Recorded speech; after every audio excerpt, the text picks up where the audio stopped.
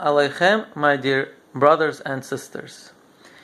I just read on the news that a famous singer by the name of Sinead O'Connor, I hope I'm pronouncing the name correct, has converted to Islam.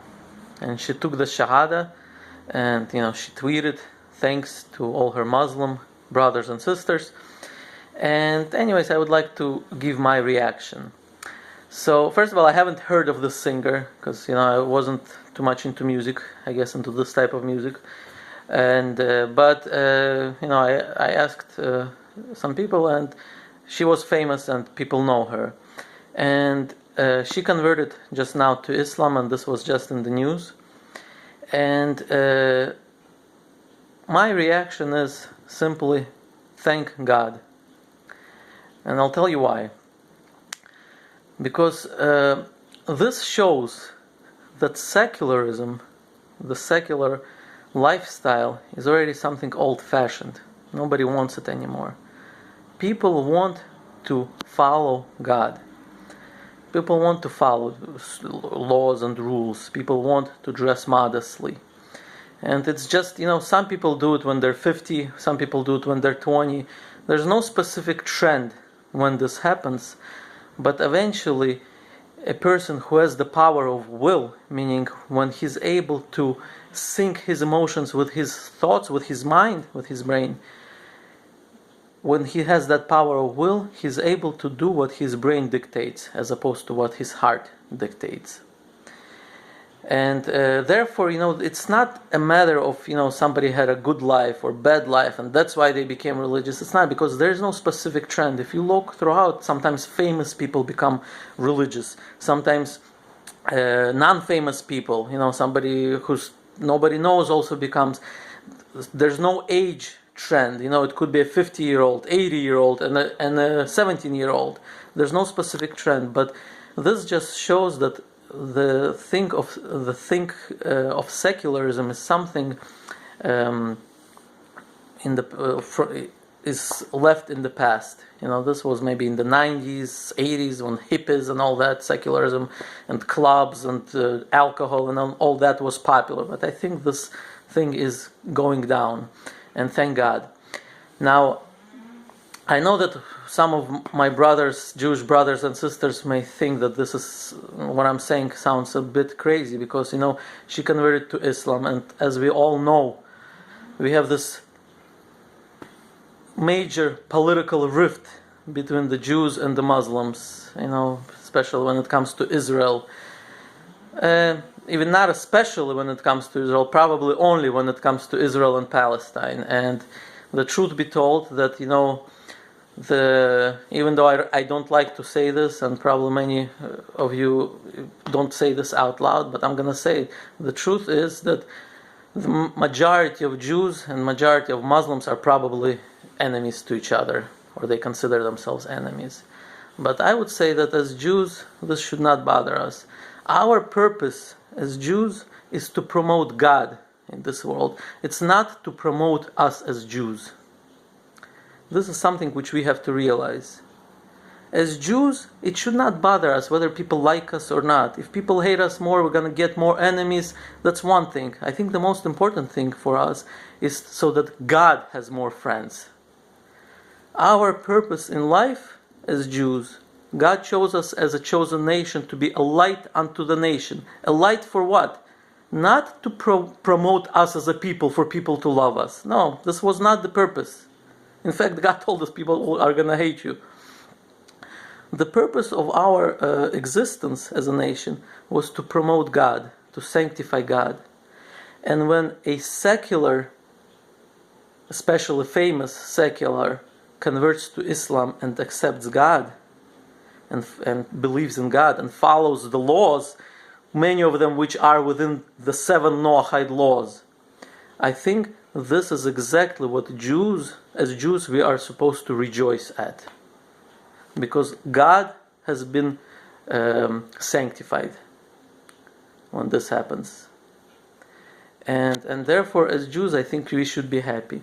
And yes, after she converted to Islam, she probably will obviously, dislike Israel and maybe, dislike Jews. yes, could be. You know, it's possible. I'm not sure exactly, but it's possible. Probably even likely. But I think as Jews that you got to look in the bigger picture. And the big picture is that as long as God is promoted in this world, we should be happy. And even if those people turn against us, that's a different issue. God will not let anything happen to us.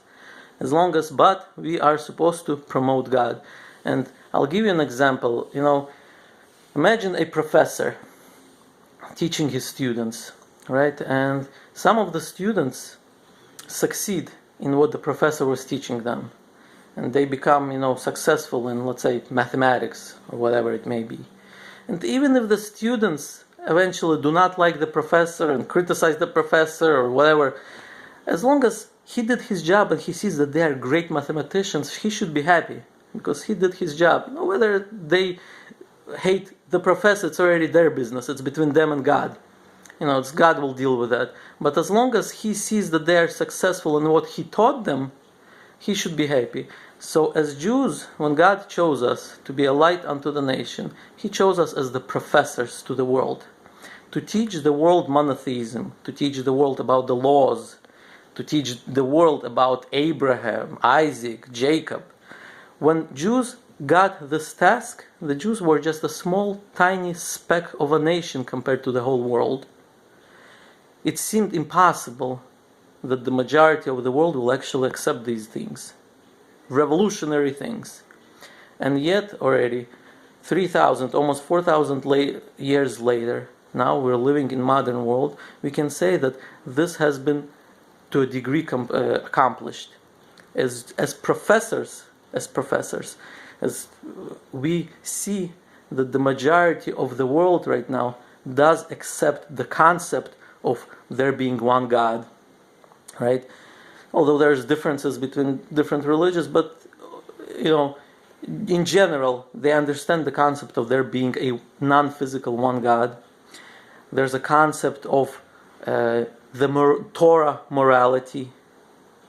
The majority of the world right now agrees that it's bad to murder, even though back then, 2,000 years ago, this was not a known thing. This was not a intuitive thing. Look at the Roman gladiators. People were coming to these gladiator shows with families, wives, kids, to watch how two people are killing each other and dying right there on the stage. And it hasn't even occurred to him, their self-consciousness didn't even bother them that they're promoting murder. It didn't. But now at least people know that killing innocent is wrong, because this came from the Torah, the values of the Torah. Everybody, majority of the world again, right now understands that killing your parents is bad. That 3,000, 2,000 years ago, the majority of the pagan world, when the parents get old, they would kill them, either leave them on the field to die, either throw them off the cliff. This was a normal thing, and this they considered to be, not a problem. They didn't have the morality that majority of the people have today. So the majority of the people, and I think as Jews, I think we should be happy when when this happens, when God is promoted and His laws are promoted, and even though yes, to us as a people, it sounds like it might not be beneficial and sounds like it may be suicidal, so to speak. But I think you got to look at the whole picture. Don't forget that God does control this world. God controls this world, and what we have to do is not turn God onto our side. That's not what I think we should do. What we should be on the side of God. Meaning, when God is promoted, we should be happy and we should, rejoice when God is promoted in this world. And so, thank you for watching, and I hope, we will see more in the news where people who were secular and, eventually become religious and follow the one God. And doesn't matter which religion. In this case it's Islam, but there's a religion of Noahites, for example, where people identify themselves as Noahites, and they begin to follow one God. And there's certain sects of Christianity also are monotheistic, and as Jews, we should promote that. Thank you for watching.